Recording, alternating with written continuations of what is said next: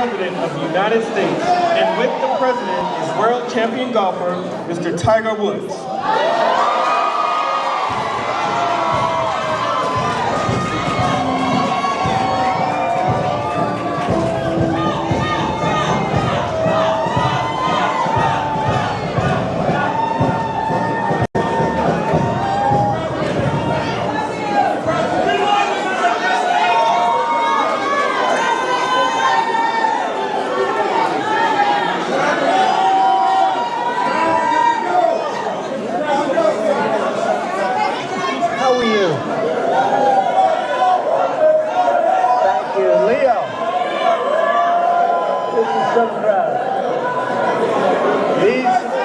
The best people, Tiger.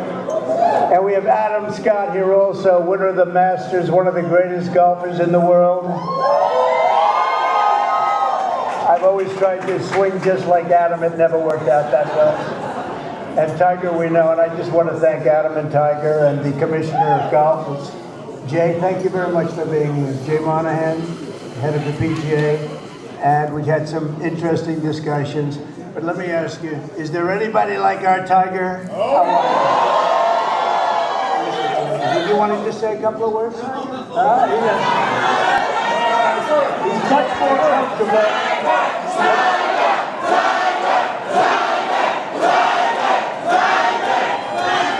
It's an honor to be here. It's an honor to be here with you, Mr. President, and to be honored here with all of you. Thank you so much.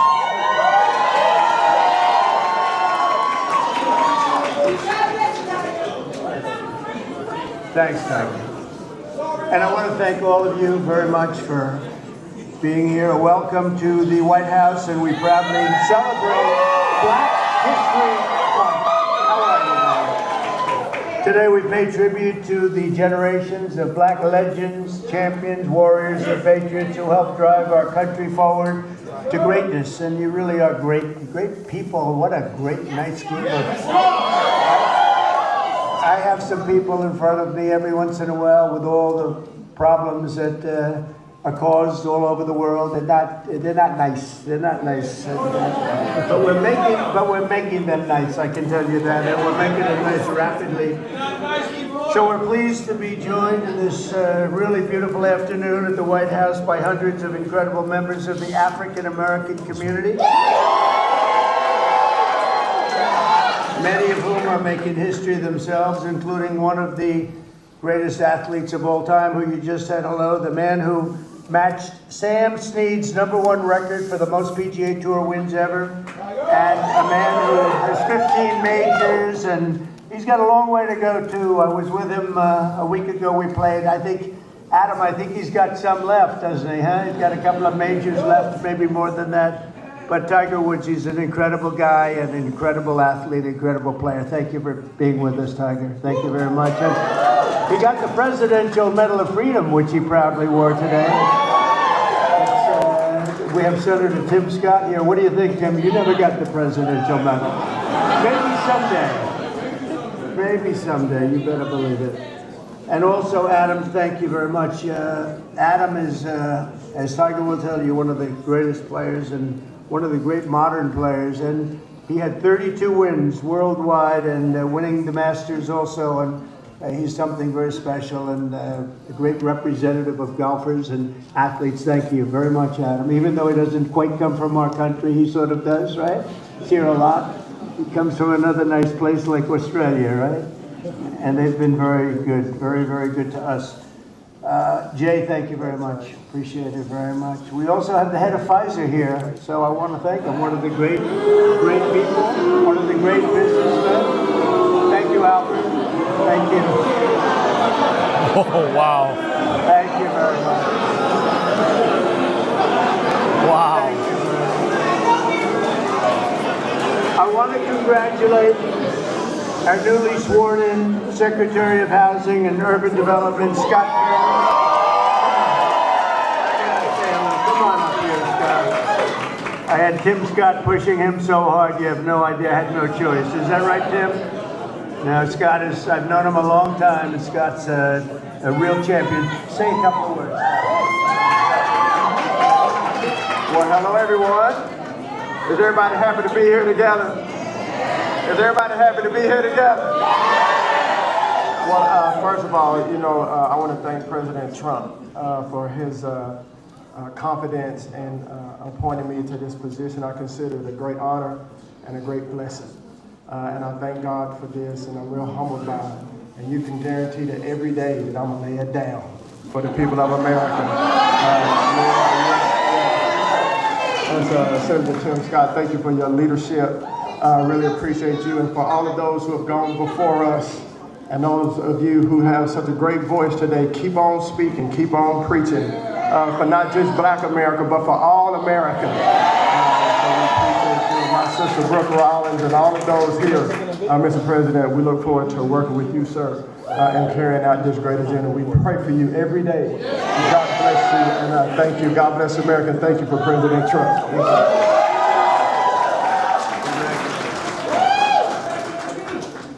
And I see we have a newly, I think you just got in, right? They just confirmed you, and you did it very nicely. Brooke Rollins, she's the Secretary of Agriculture. It's a big deal. That's great, Brooke. That was a good vote you had, too, huh?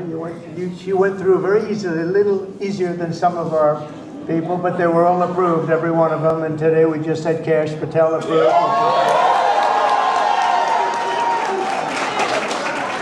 So, Brooke, congratulations. Secretary of Agriculture, that's big stuff, right? That's big. So you're going to do fantastically. And congratulations also to a really good friend of mine. He endorsed me early, and he was one of the best surrogates you could have. The surrogate is when you walk around and go on television shows, and they go try and beat you up, but he beat them up. They didn't have a chance against Tim Scott, Senator Tim Scott from South Carolina. And he's now the longest-serving Black United States Senator in the history of our country. That's pretty good. He's going to be around for a long time, right? He just got married. Congratulations on that, too. Beautiful, beautiful wife. Thanks as well to Congressman John James. Where's John James? Is he around, John? The star, young star. I knew that 5 years ago, right, John? I sort of predicted it. And I'm really proud to say that we now have more Black Republicans serving in the U.S. House than at any time since 1870. That's a long time, 1870. So thank you very much. And Scott, you're going to be fantastic. I'll tell you, you're going to do a great job. As you know, the Americans are going to be celebrating something very important coming up, our 250th anniversary, our nation's founding. And when we do, we're going to look forward to honoring the contributions of countless Black Americans who fought to win and protect and expand American freedom from the very, very beginning. Some of my good friends are here today, and I appreciate you being. I'm not going to call out your names because Tiger will get very bored. He'll say, this is a little boring. This is a little boring if we do that. But I want to thank you all for being here. You are our friends, and we appreciate this. You, McGee. You are my friend. The last administration tried to reduce all of American history to a single year, 1619. But under our administration, we honor the indispensable role Black Americans have always played in the immortal cause of another date, 1776. We like 1776. In the very first skirmish of the Revolutionary War at Lexington Green, an enslaved Black man named Prince Estabrook. You know Prince Estabrook? Yeah. Answered history's call and fought as the Minutemen alongside the other patriots of the very small Massachusetts town. Couldn't protect itself, but they did a good job. Prince was wounded in the early morning battle, becoming not only the first African-American soldier to fight in the Revolution, but among the very first Americans to spill their blood. One of the first in the nation to spill blood in that very, very tough time. Soon Estabrook joined the Continental Army and ultimately won his own freedom along with that of his fellow Americans. His legacy will endure, and we're very proud to honor him today. It's a very important day in our country, and we honor him. First person to spill blood happened to be Tim Estabrook. Today I'm pleased to announce that we will be including the statue of Prince Estabrook in our new National Garden of American Heroes. We're going to be doing a garden of American heroes. And now that I think of it, I must tell you, sadly, most of them, I guess all of them are not with us any longer. I was going to put Tiger in the garden, but maybe you don't want to be. I maybe should wait a little bit, huh? Like about 50, I think I'm going to wait about 50 years, all right? But Tiger's going to make it, okay? But I'm a little afraid to tell him yes, because he'd be the only one that's living. I don't know, Tiger. Tiger's rejecting that offer, right? Under the executive order I signed last month, this new beautiful outdoor statue park. It's going to be a statue park. It's going to be unbelievable. We're picking the final sites now. It's between various states that want it very badly. We'll honor hundreds of our greatest Americans to ever live, including countless Black Americans icons. The garden will predominantly feature incredible women like Harriet Tubman, Rosa Parks, Billie Holiday, Aretha Franklin, and Coretta Scott King. And I will showcase it will be something very extraordinary. It's going to be producing, we're going to produce some of the most beautiful works of art in the form of a statue from men like Frederick Douglass, Booker T. Washington, Jackie Robinson, what a great athlete that was, Martin Luther King Jr., Muhammad Ali, he's not a bad athlete. What do you think, Muhammad? Not too bad. And the late Kobe Bryant. People love Kobe. And we're going to save Tiger Woods for another time. That's all. I'm sorry. During Black History Month, we pay tribute to these heroes and to so many others. That's not simply because they're Black heroes, but also because they are truly American heroes who inspire all of us, very much so. The theme of this year's celebration is African Americans and labor. And we want to thank all of the Black workers, construction workers, and every other worker. They do a job like nobody can do, and we want to just thank them very much for their contribution. Tim, the contribution you've made, Tim, is incredible. Opportunity Zone, so many people, he's the father of Opportunity Zone. I'm just the son, he's the father, because he came into the White House, the Oval Office, with this idea. And it's probably the #1 economic development project ever in our country. And I want to give Senator Tim Scott the credit for it. Good job, Tim. Of course, millions of Blacks were first brought here in slavery, and they were kept in that evil condition for really generations. But because of the steadfast faith and courage of so many patriots of all colors, we abolished that horrific institution, expanded civil rights, and advanced America's destiny as one nation under God with liberty and justice. Just a few months ago, the people in this room and millions of other Black Americans played their own part in the American story when you went to the voting booths and restored a nice, good, solid government. And there's a guy that really helped. There's a man that really helped. You really are great. Thank you very much. I don't forget. I'm proud to say that we received, listen to this, more votes from Black Americans than any Republican president ever.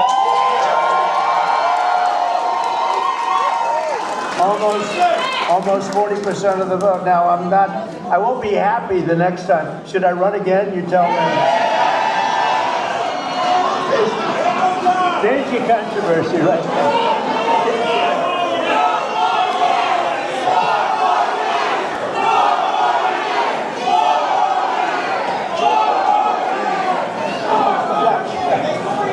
You'll be seeing that. You're gonna see that tonight, Tim, on television. I want to thank just a few of the people who are with us today, and these are great friends of ours. Alveda King. Alveda, where are you? Thank you. You've been with me from day one, and I appreciate it. I won't forget it. She's a fantastic woman. Alice Johnson. Where's Alice? Boy, are you incredible. I watched you last night on television. You were so good. You know, Alice was in prison for doing something that today probably wouldn't even be prosecuted. She spent 22 years in prison. 22 years. She had another 22 years left. Can you believe it? and I pardoned her, and it was one of the best pardons. One of the best pardons. You know what she was on? She happened to be on the wrong telephone line. Is that true? She was on a telephone call, and I'm not saying it was perfect, but it wasn't worth 40 or 50 years, Alice. And you've been an inspiration to people. And we're going to be listening to your recommendation on pardons. You're going to go over, and she's going to be my pardon czar. And you're going to find people just like you that should not have happened. It should not have happened. So you're going to look and you're going to make recommendations, and I'll follow those recommendations, okay, for pardons, all right? Thank you very much. A man who's just incredible. This guy, I watched him when he was a Democrat, and then one day he had to change because he couldn't take it any longer. And did anyone ever hear of a man named Leo 2.0? Get up here. I love this guy. You know what he's doing now? He's with the Department of Justice. He's in charge of civil rights and lots of other great things. He's going to be working with Pam. It's okay. Could you come up, please? Come on, Leo. Get up there. Leo 2.0. This guy is great.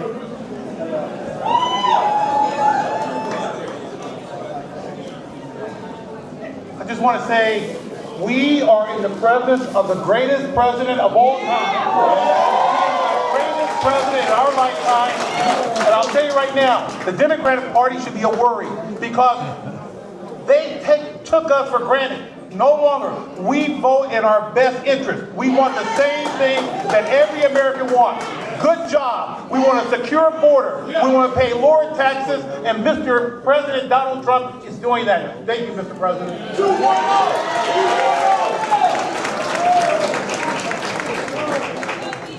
He's a great guy. No, I watched him. He was a radical Democrat. He became a radical Republican, right? He's great. He's in the Department of Justice. Think of it, doing very important work at the highest level. Also, Sage Steele. Sage, where are you? Hello, Sage.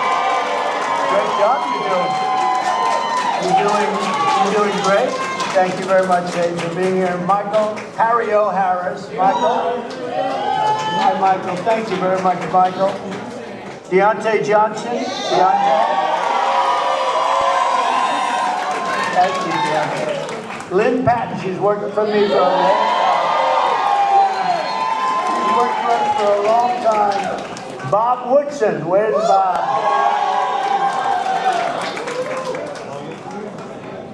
And we're also joined by 7-time Mr. Olympia. I want to see this guy. Phil Heath. Where's Phil? Phil Heath. I don't want to compare my muscles. Here he is. Thank you, Phil, very much. I appreciate it. Will you come up here for a second? Come on, get up. I got to say, come on. You.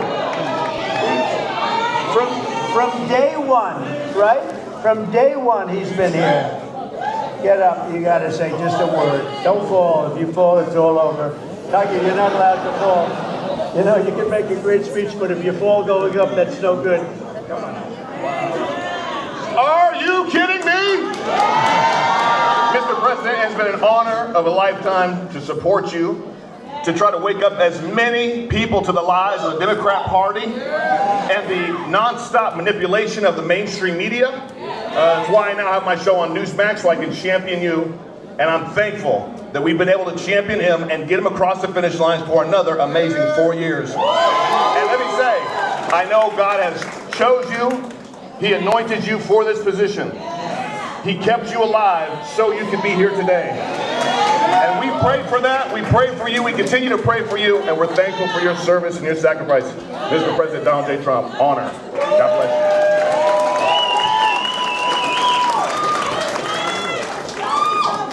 you. From day one. I like those guys from day one. Tiger's been there from day one, too. Let me tell you, this guy is amazing. In 4 weeks, our new administration has achieved more than most administrations achieve in 4 years. We brought our country back. It's 4 weeks. Today is our 4th week. We are now starting our 5th, and I think we've done more in 4 weeks. Well, certainly than the last administration did in 4 years. They actually went negative they actually went in the wrong direction. Together we're going to be fighting long and hard for Black Americans and all Americans. We're going to be fighting for all Americans. We've secured our border and we're stopping the invasion of our country. You know, our border right now is more secure than it's ever been.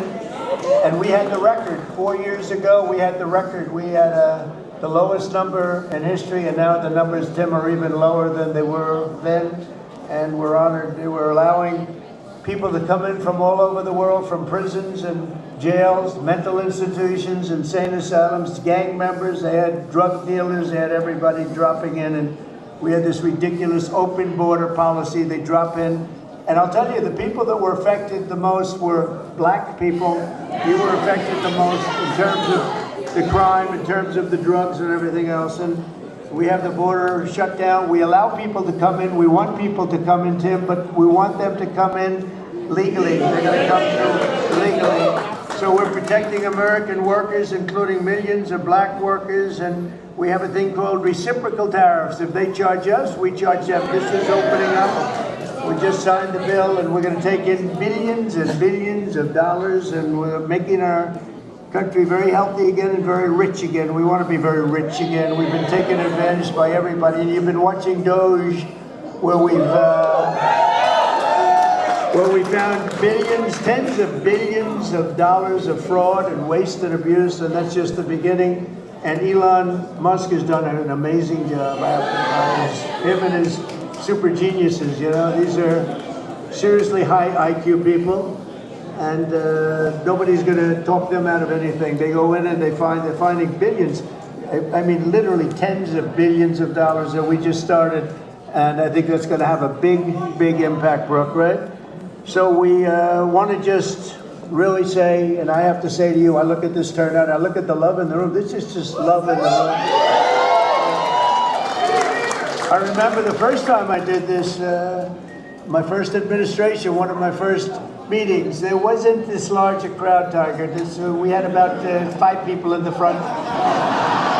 We had maybe five Black people right in the front, right about there. I said, is anybody else coming?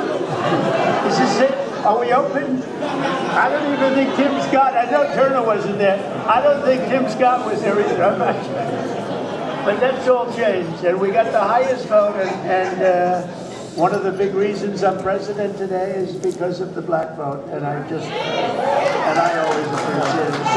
So this is a very special time. It's Black History Month. We love you all. We're going to work with you. We're going to make America greater than ever before. We're going to do it together, and I want to thank you all for being here. It's an incredible honor. And to my great golfing friends, I want to thank them in particular because they really are. They make a lot of money. They don't have to be up here with me. Tiger doesn't have to be here. Adam doesn't have to. They don't need this, but they love you and they love our country. Thank you all very much. Thank you. Mr. President! Mr. President!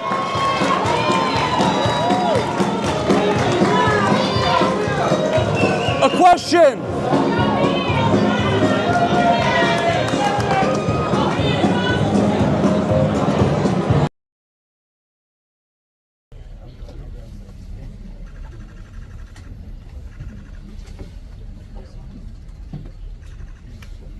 Hello. Good afternoon, everybody. I brought some heavy hitters in here with me today. Today marks 1 month of President Trump's return to the Oval Office, and there is no denying this administration is off to a historic start. The president has already signed 73 executive orders. That is more than double the number signed by Joe Biden and more than quadruple the number signed by Barack Obama over the same period. These executive orders have ended burdensome regulations, sealed the border, unleashed our domestic energy sector, eliminated divisive DEI from our federal government, stopped the weaponization of government, cut waste, fraud, and abuse, reinstituted America First trade and foreign policies, and ultimately restored common sense. The president also signed the Laken-Riley Act into law, which ensures ICE will detain illegal aliens arrested or charged with theft or violence. As of today, the Senate has already confirmed 18 cabinet-level nominees, which is more than at this point under the Obama administration in 2009, and more than double the pace of the Biden administration in 2021. And today, we expect Kash Patel to be confirmed as the next director of the FBI. We are proud to announce that the President will host his first official cabinet meeting here at the White House next Wednesday, February 26th. In just 4 weeks, President Trump has already hosted the leaders of Israel, Japan, Jordan, and India. And next Monday, the President will host France's President Emmanuel Macron. And on Thursday, the UK Prime Minister Keir Starmer will visit the White House as well. As you all know, over the past month, the President has taken questions from the press, all of you, nearly every single day, sometimes on multiple different occasions in the same day, on any topic any of you wish to talk about. President Trump set the tone on this approach immediately when he took more than 12 times the questions in his first few hours in office, as Joe Biden did in his entire first week. Yesterday, we hosted a local media row here at the White House with television and radio stations from across the country that reached up to 60 million viewers and listeners.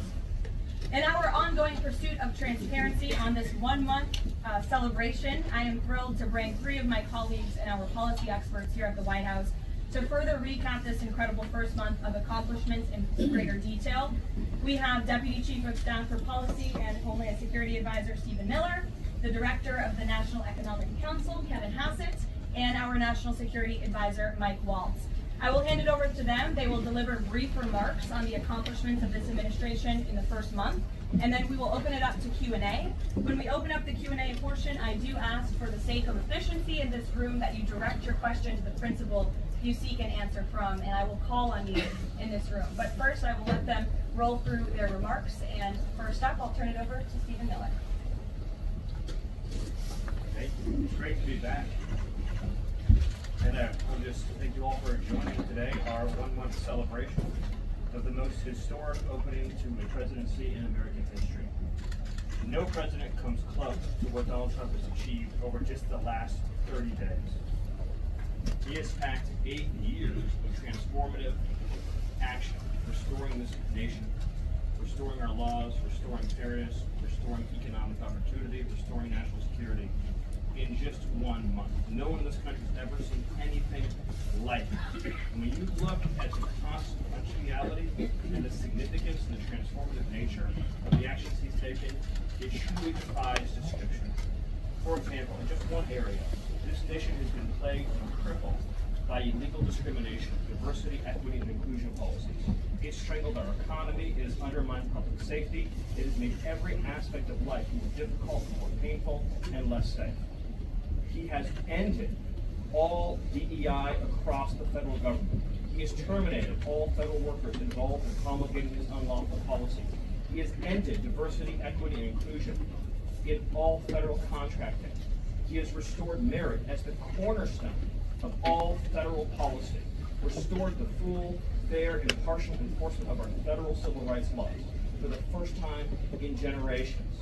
And he has cracked down on individuals across this government and nonprofits who have engaged in illegal racial discrimination against the American people. This includes making clear to every educational institution in this country that ending diversity, equity, and inclusion, ending unlawful race discrimination is a precondition of receiving federal funds. He has also saved women's sports by ending the participation of men in women's sports. He has ended radical gender ideology across the entire federal government, and he's pressured the private sector to also end and combat radical gender ideology. He's reestablished the scientific and biological truth that there are only 2 sexes in this country, male and female, that those are biologically based determinations. They are not based and can never be based on gender identity.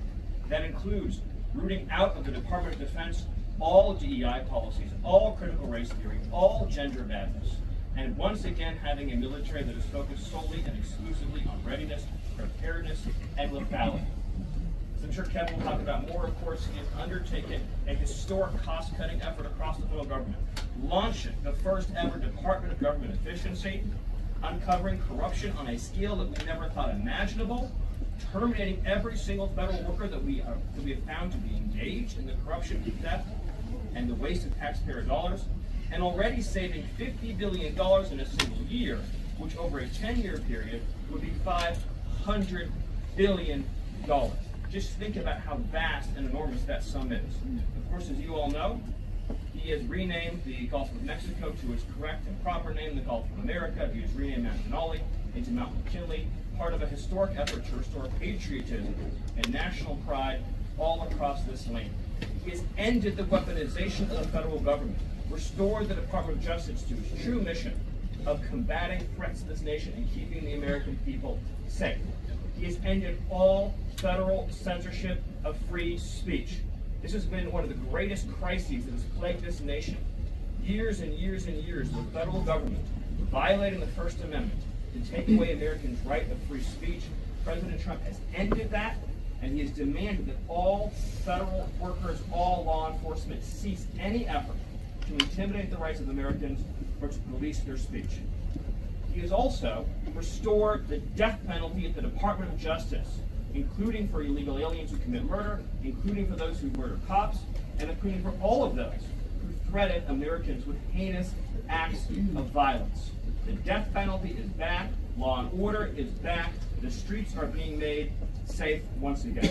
On the public health front, he has launched the nation's first ever commission, the MAHA Commission, Make America Healthy Again, following the historic confirmation of RFK Jr., to finally uncover the true root causes of the public health crisis in this country, the childhood disease epidemic in this country, the spiraling rates of pediatric cancer, and devastating childhood sickness. He has finally created a situation where the federal health agencies in this country will be focused on preventing disease, on keeping children from getting sick in the first place, not sending them to a lifetime in and out of hospitals, suffering needlessly, when we can find ways to prevent this epidemic of illness. Then, of course, on Homeland Security.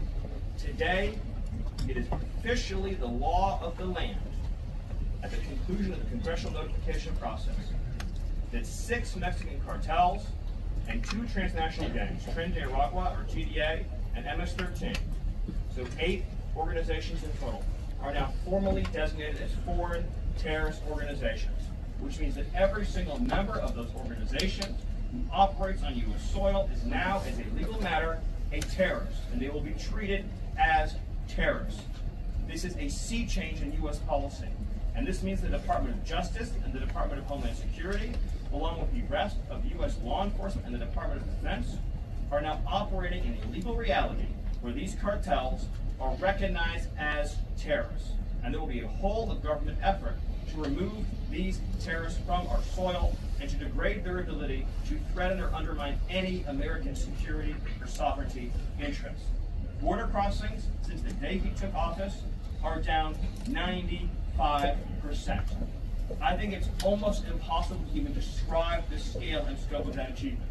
President Trump, within days of taking office, cut border crossings 95%. And those few who have dared to cross are being either prosecuted or deported. They're either facing significant jail time for trafficking, smuggling, harboring, aiding, impeding, or they are being immediately removed from our soil. Either way, at the end of the process, they are going home. He's re-implemented Remain in Mexico, and he has obtained historic cooperation from foreign countries all around the world in accepting their deportees back. And he's used the United States military to fully seal the southern border with a historic deployment of both active duty and National Guard troops, resumed the building of infrastructure, he's opened up Guantanamo Bay, and he's using military aircraft to carry out deportations all across this country. And ICE is joining with ATF, DEA, and FBI to carry out the largest deportation operation in American history. The criminals are going home, the border is sealed shut, America is safe, sovereign, proud, and free. We are a nation that everyone in the world understands all across this planet. You do not come here illegally, you will not get in, you will go to jail, you will go home, you will not succeed. This is the biggest and most successful change in any area of law enforcement that this nation has ever seen, and he did it in under 1 month. Thank you.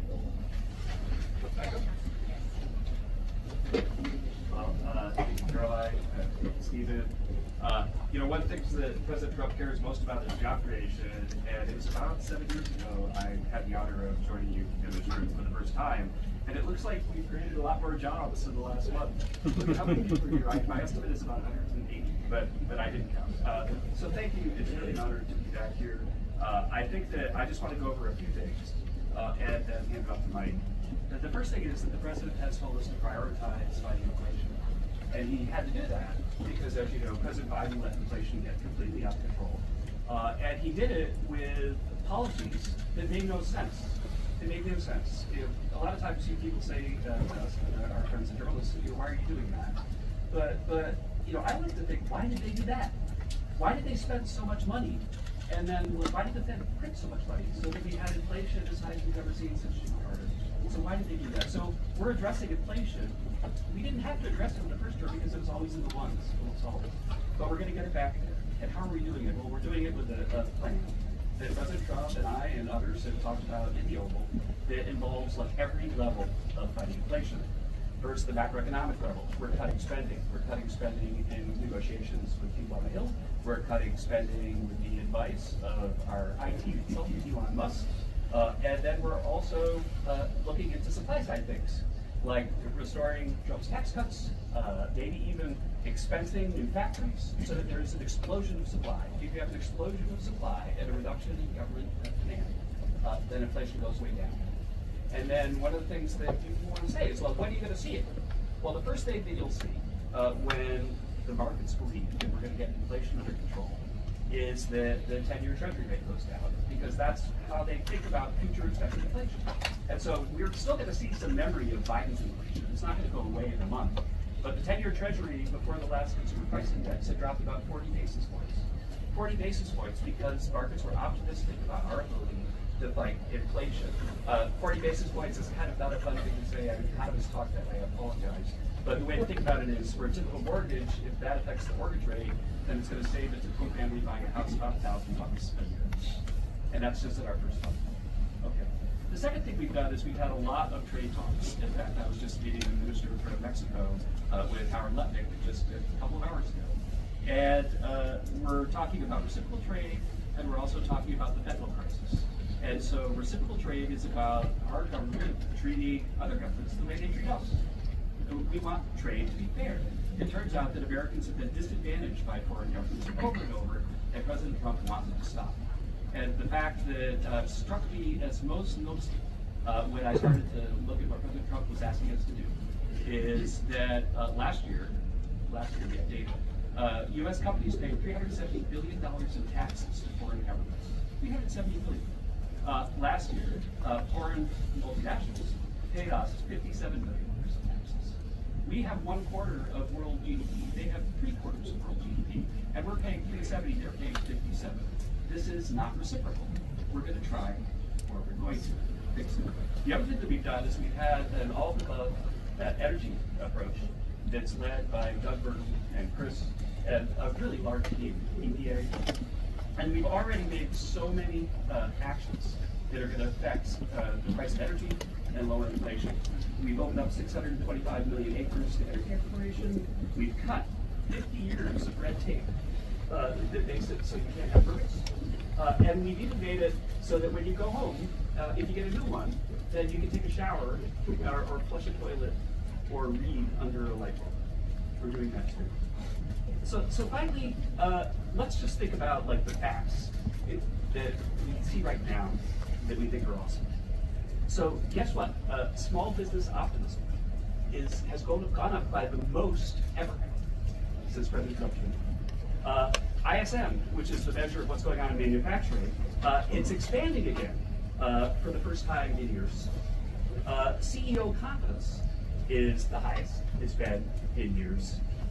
And the reason people are thinking this is that our policies give people cause for optimism. And then I want to reiterate what Stephen Miller said, because it's so important, and it's so important for financial markets to start to digest this, that if, say, the Treasury Secretary or any cabinet secretary, Elon Musk, is able to find some savings, say $100 billion. Well, in CEO land, that's actually like about 10 times that, or maybe 12 times that, over a 10-year window. And so when you're thinking about the negotiations right now over reconciliation, and thinking about, well, 4 trillion, 5 trillion, well, those numbers in terms of savings are going to end up being small because of all the waste that we're finding. And so we're incredibly optimistic about the future of inflation and the future of our economy, and we're optimistic because we're making so much progress so far, we already see it in market prices. With that, I'll do the whole way. Well, good afternoon.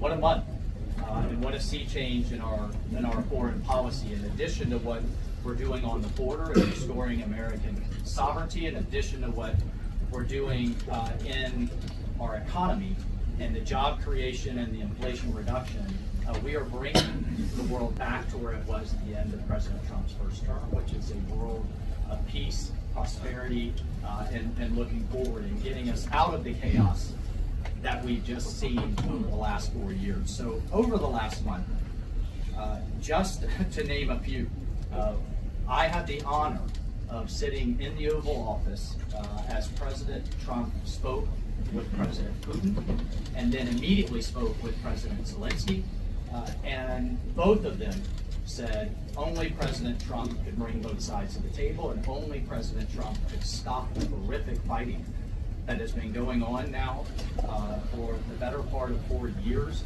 and that only President Trump could drive the world back to peace. Both of those leaders said that in back-to-back calls. And of course, we just had our historic talks mediated by our good friends and partners, Saudi Arabia. We give great thanks to Crown Prince Mohammed bin Salman for hosting, and sat down for the first time in years with the Russians and talked about a path forward with peace. On top of that, and one of the things that led to that was the tremendous confidence building measure that we had with the release of Mark Vogel. I'll remind everyone, the last time that we had an American release from the Russians, either we gave up a deadly spy, pressured our allies to give up a lethal killer, or we released, under the Biden administration, the world's most notorious arms dealer, Victor, who, by the way, had one of his main clients for arms, the cartels in Mexico and Central America. We gave up none of that. This was released as a confidence-building measure, working with our great Middle East envoy, Steve Witkoff, and our Secretary of State, as a first step towards opening these talks and then moving forward towards peace. On top of that, we've secured, just in a month, the return of 12 American hostages from Russia, from Bulgaria, from Venezuela, the Taliban, and Hamas. Excuse me, that's from Belarus, not Bulgaria. We also had, for the first time in quite some time, we took out a senior leader of ISIS, an international financier and recruiter that the military had been trying to take out for quite some time, and wasn't able to do so, frankly, because of a bureaucratic approval process. President Trump said take him out, and that ISIS financier and leader is no longer on this earth. We've also taken action to eliminate other terrorist organizations in the Middle East. We drove, before the president was even in office, he started talking consequences for people that would hold Americans. Heretofore, there's been nothing but upside. You take an American, you get some better deal. You take another one, maybe you get a better deal. No more. There's now nothing but downside for taking Americans illegally, either as hostages or illegal detainees. And when President Trump sent a very clear message across the Middle East, but particularly to Hamas, that there would be all hell to pay, we suddenly saw a breakthrough. And now we just saw the release of yet another group of hostages. There have been dozens now, including 2 Americans that we've seen once again reunited with their families. As part of the talks with King Abdullah, he offered, and I think the entire world has graciously accepted, to take 2,000 sick children, cancer patients, and others out of Gaza as a humanitarian as a humanitarian gesture, 2,000 Gazans will come out of that hellhole that it is, that wasteland that Gaza is right now, with unexploded ordnance, with debris everywhere, with no sewage, with no water. And President Trump has put forward a plan to deal with the practical reality that is 1.8 million Gazans now truly suffering. And then, just to bring it back to our own hemisphere, we've seen literally in the last month, after years of national security experts, the generals in charge, and others testifying and ringing the alarm bells about the Chinese Communist Party's presence in our own hemisphere, particularly in the Panama Canal. We're seeing the leadership of Panama step away from the Belt and Road program, move away from China and back towards the United States, and even enter into talks and other negotiations about addressing the ports on either side of the canal.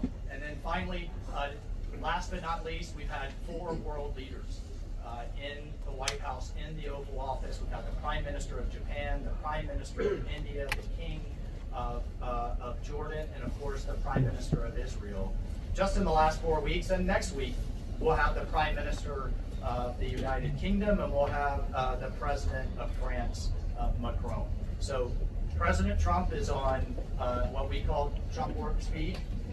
We are all honored to be really serving under his leadership and his vision, and truly, when we all say, and the president himself says, he is a president of peace. He is a president focused on restoring stability. I think the entire world saw what the world would look like without strong American leadership in the last 4 years. And it's truly been an honor to get us back to where we were and back on track under President Trump's leadership. Thank you, everybody. I'm sure you're very eager to ask questions of these very smart people working very hard on behalf of the president. We do have somebody in our new media seat today. We have John Stoll, who is the head of news at X. As you all know, you're all on X. It's home to hundreds of millions of users, a large contingent of independent journalists and news organizations across geographies and political spectrums. And at the same time, X remains the go-to platform for many legacy news outlets. And I know, as I mentioned, many of the reporters in this room use X to attract eyeballs to your work. Prior to joining X, John spent 2 decades in journalism, including several years as an editor at the Wall Street Journal. We are excited to have him in the briefing room today. John, we'll let you kick it off. And as I said at the top, please direct your question to the individual up here who you'd like an answer from. John, why don't you begin? All right, thank you very much. I am sitting in for a thriving ecosystem of journalists, independent, emerging news organizations who do depend on X for publicity, for a business model. And so I look forward to seeing many of them in the seat in months and years to come. I also thank you, Caroline, for opening the seat up for the media. It really is a testament not only to your open-mindedness, but also to innovation, that you'd actually think about, folks that are not traditionally credentialed to be in this room. Not only have a question, but also to witness. This is a very important intersection of power and the free press. And so just the ability to witness this and be part of it brings everybody's game. So thank you for that. I think this is for Mike. My question is about Ukraine. Sure. For about more than 10 years, I've been fascinated, like many, with what's going on. Was in Northern Europe, working out of politics when Crimea was annexed, and was a lot of this came on Twitter. The platform used to be known as Twitter. Was a lot of European leaders would talk about their disappointment and solidarity with Ukraine. But when it came to actually doing something, they felt like they were casting a hot potato. I wonder how much of what we're seeing right now out of the administration of President Trump is a call to Europe and the European leaders and the allies that we've traditionally had to pick up that hot potato and start doing something a little bit more concrete to win and preserve the peace in Ukraine. The second question I have is, it's related, is there's been a lot of speculation that President Trump and the administration might be manipulated by Vladimir Putin. I wonder if you just talk a little bit about the administration's posture and your confidence in the competence of this administration to Vladimir Putin. Well, if there's I'll take the second question first. If there's anybody in this world that can go toe-to-toe with Putin, that can go toe-to-toe with Xi, that can go toe-to-toe with Kim Jong-un, and you can keep going down the list, it's Donald J. Trump. He is the deal maker in chief. There is no question that he is the commander in chief. And I, for one, and I think all Americans and around the world should have no doubt about his ability to not only handle Putin, but to handle the complexity of driving this war to an end. And then on your first piece on Europe, I'll take you back to 2014. You're right, there was a lot of hand-wringing in Europe and not a lot of action. There's also a lot of hand-wringing here in Washington under the Obama administration and not a lot of action. They literally threw blankets at the problem. And so I'll remind everyone that Putin had some type of conflict, invasion, issue with their neighbor under President Bush with Georgia, under President Obama with Ukraine 2014, not under President Trump 45, and again with President Biden in 2022. The war should have been deterred. The war should have never happened, and I have no doubt it would not have happened under President Trump, and will stop under President Trump again. But I just want to push back on this notion of our European allies not being consulted as we entered into this process. I already mentioned the immediate phone call President Trump made to President Zelensky. He has talked to President Macron of France repeatedly last week. President Macron convened European leaders and then is coming here on Monday. Prime Minister Starmer is coming next Thursday. I've talked to every one of my national security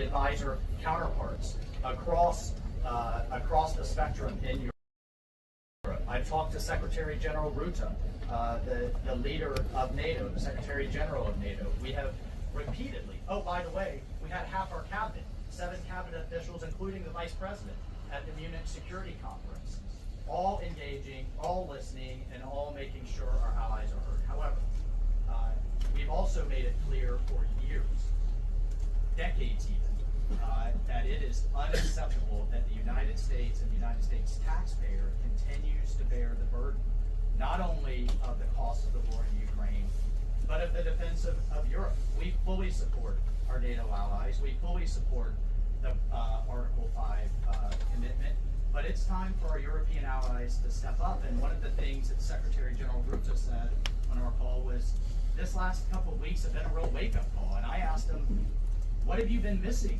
the last couple of years? The fact that we are going to enter into a NATO summit this June with a third of our NATO allies still not meeting the 2% minimum, a commitment they made a decade ago, literally a decade ago, with a war on their doorstep, the largest war that they're all extremely concerned about, but yet it's, well, somebody else needs to pay.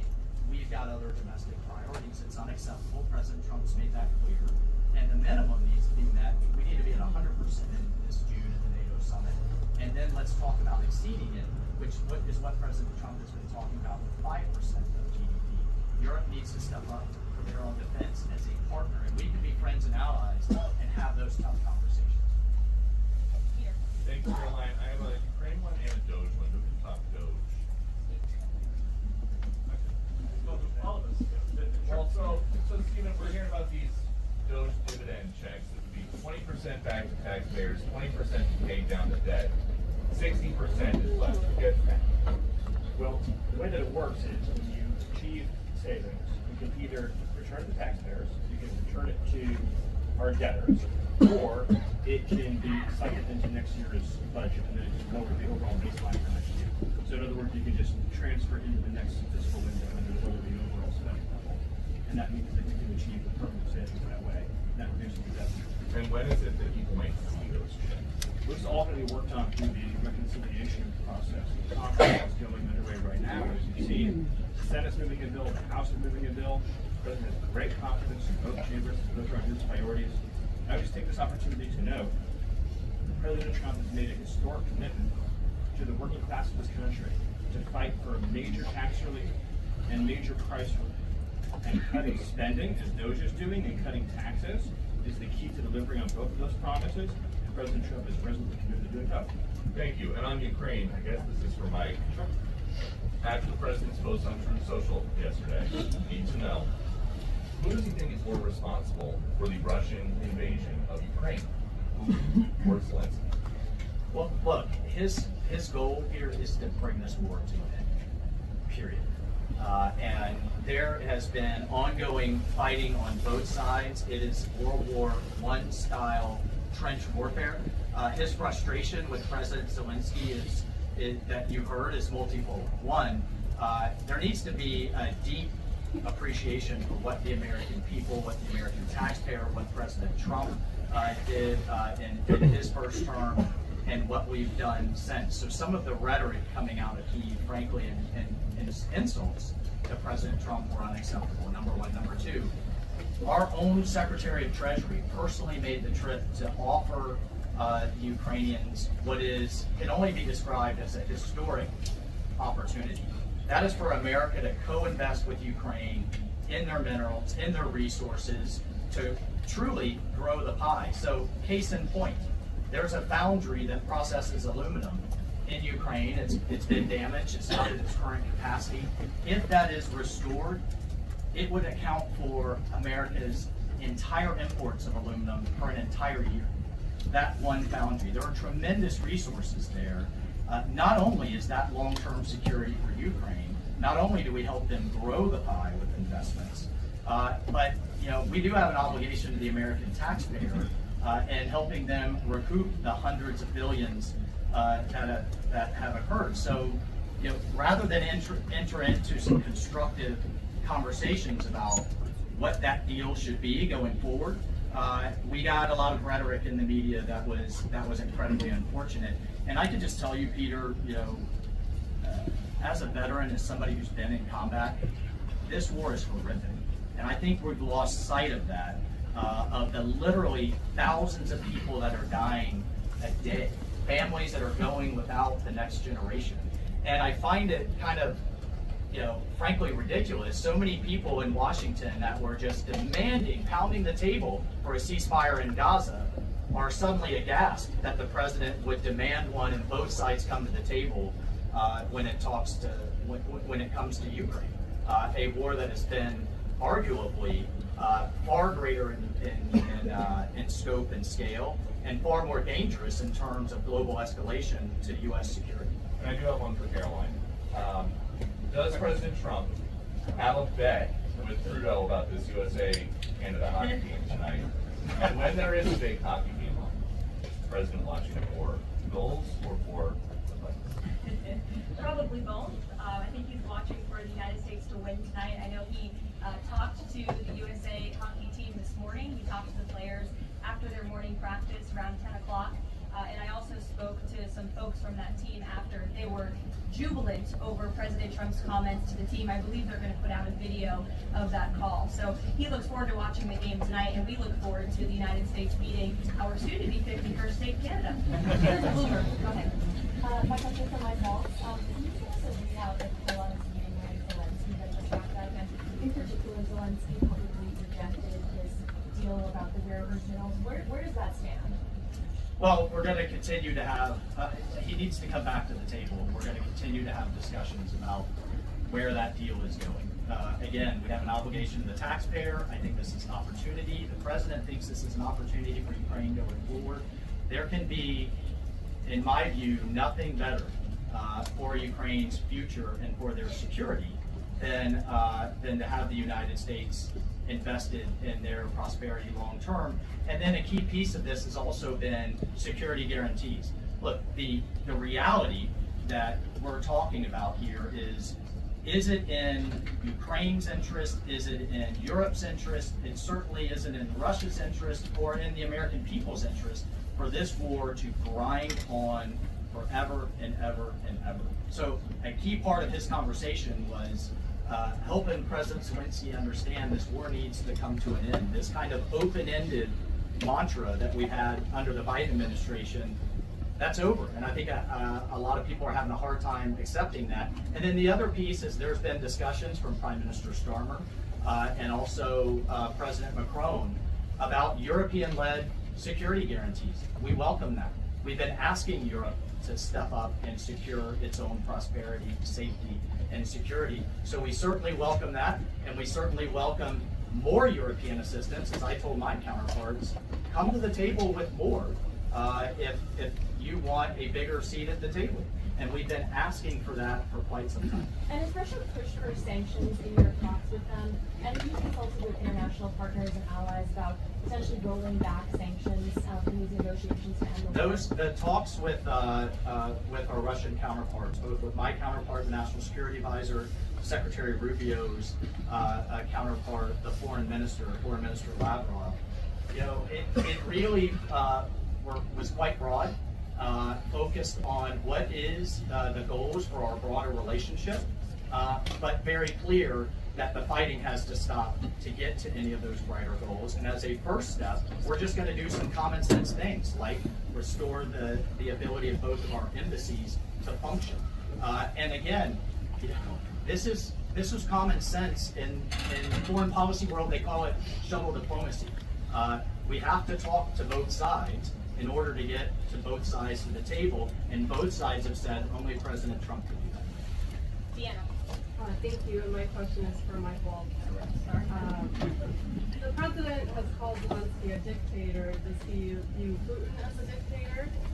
And does he want Zelensky out of power? I know he's called for elections. And then thirdly, the head of the Defense Committee in Ukraine's parliament just has claimed that the U.S. has stopped selling weapons to Ukraine. Is that true?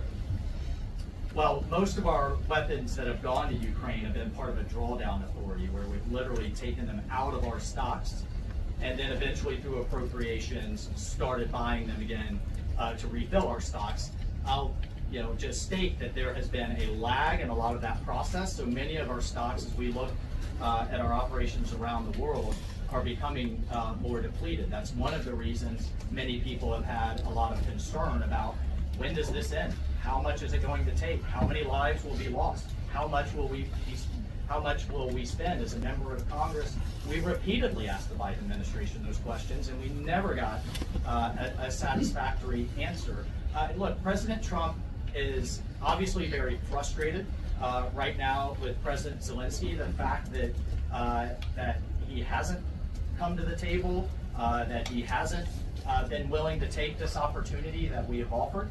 I think he eventually will get to that point, and I hope so very quickly. But President Trump, as we made clear to our Russian counterparts, and I want to make clear today, he's focused on stopping the fighting and moving forward. And we could argue all day long about what's happened in the past. Yeah, what about the Ireland? Excuse me, I just called on Reagan. Reagan, go ahead. There have been reports that Trump is unhappy with the rate of deportations and he wants them to be higher. Is the president happy with the rate of deportations, and are there any plans to speed up the process? Well, first of all, we all appreciate the encouragement of the media to work with the illegal as soon as possible. So thank you, and I will promise you that the full might of the Department of Homeland Security, the Department of Justice, the Department of Defense, and every element and instrument of national power will be used to remove, with speed, all criminal illegals from the soil of the United States of America, to enforce final removal orders, and to ensure that this country is for American citizens and those who legally belong in this country. We inherited an ICE that was completely shuttered. We inherited the Department of Homeland Security, whose sole mission was to resettle illegal aliens within the United States of America. In 30 days, the president sealed the border shut, declared the cartels to be terrorist organizations, has increased ICE deportations to levels not seen in decades, and we are shortly on the verge of achieving a pace and speed of deportations this country has never before seen. Thank you. There are reports that there's some underground opposition to Trump's commitment under Secretary of Defense policy of virtual leave. Have you or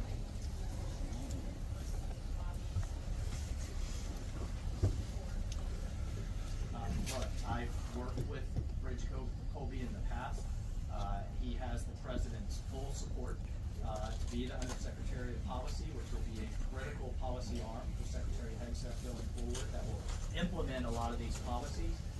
And really, that's been to the extent of it. I think there's been a lot of kind of, breathless, back and forth in the press, but we're full speed ahead to get the president's team in place so we can implement his America First policy. Mike has spoken pretty extensively. Does anybody have questions for Stephen or for Mr. Hassan? For Kevin.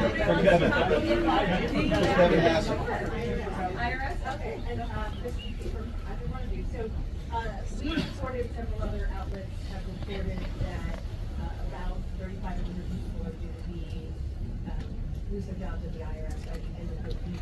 If the goal of these spending cuts across the federal government has been to reduce the debt, why impose some of the deepest cuts we've seen so far at the agency responsible for raising revenue from the federal government? Well, I think our objective is to make sure that the employees that we pay are being productive and effective. And there are many, more than 100,000 people working to collect taxes, and not all of them are fully occupied. And the Treasury Secretary is studying the matter and feels like 3,500 is a small number, and probably can get bigger, especially as we improve the IT at the government. And so I think that it's absolutely something that is on the table for good reasons. And the point is that don't just talk about the IRS, talk about all of government. That there are so many places. I live in DC, maybe you live in DC, where nobody's going to the building. People aren't commuting because nobody's doing their job. You look back and you see that there are all these people doing 2 jobs while they're going to get government payroll on the people. So the point is we're fixing that, and the IRS is a small part. So you're saying that everybody who's being let go is doing that job? I'm saying that we're studying every agency and deciding who is going to lie. And we're doing so very rationally with a lot of support from them. Because we're being told by a lot of people who are being let go at other agencies that they were told they were being dismissed because of full performance, and in some cases, they haven't even been able to do that because they've only been on the job a couple of months. Yeah, I've never seen a person who was laid off for poor performance to say that they were performing poorly. Okay.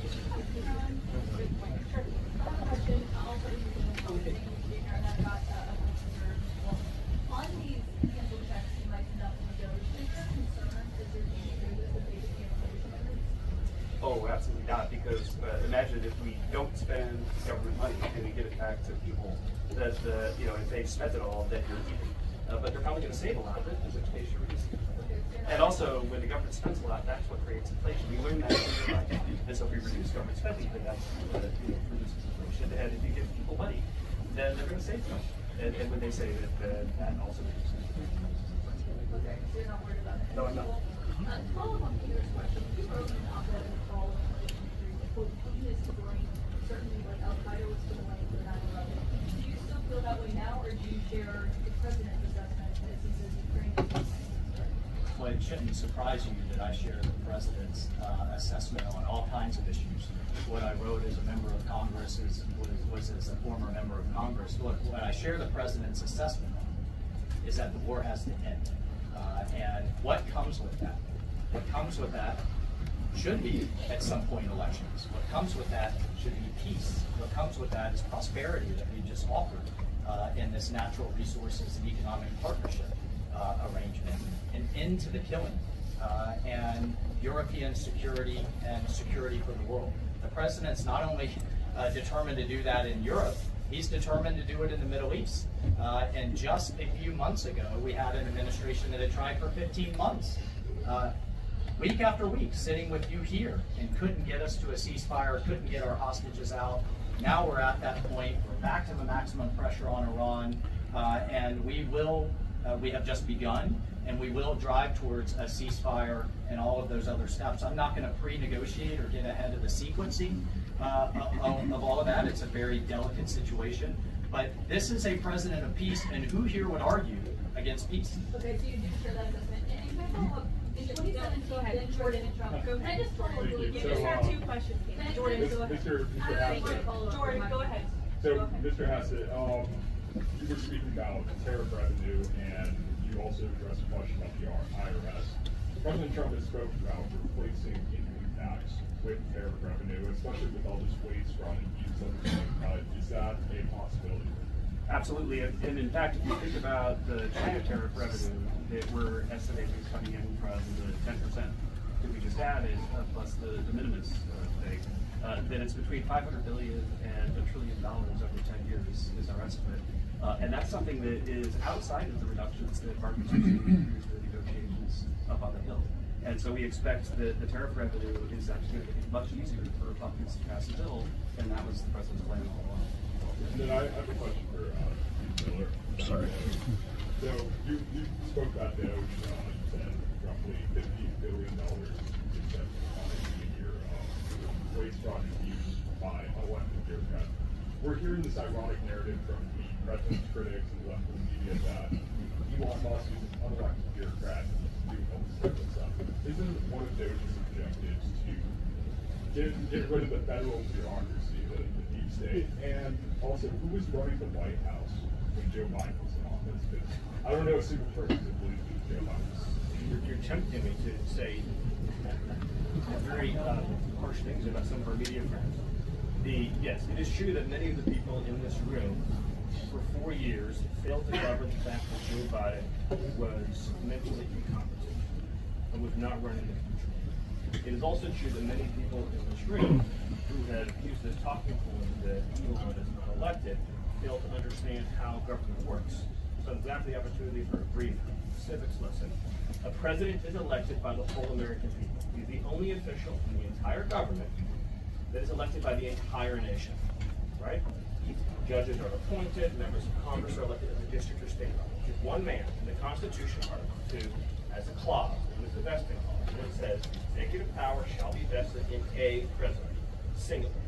The whole will of democracy is imbued into the elected president. That president then appoints staff that impose that democratic will onto the government. The threat to democracy, the existential threat to democracy, is the unelected bureaucracy of lifetime tenured civil servants who believe they answer to no one, who believe they can do whatever they want without consequence, who believe they can set their own agenda no matter what Americans vote for. So Americans vote for radical FBI reform, and FBI agents say they don't want to change. Or Americans vote for radical reform in our energy policies, and EPA bureaucrats say they don't want to change. Or Americans vote to end DEI, racist DEI policies, and lawyers in the Department of Justice say they don't want to change.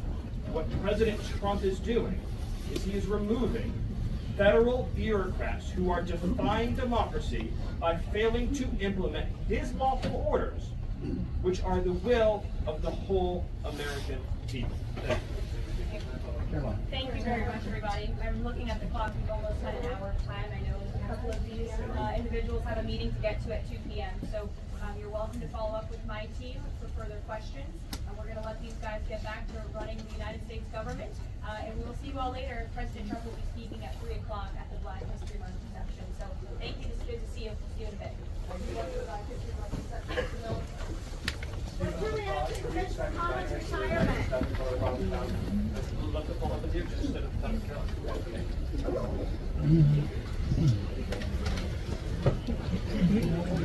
What the fuck?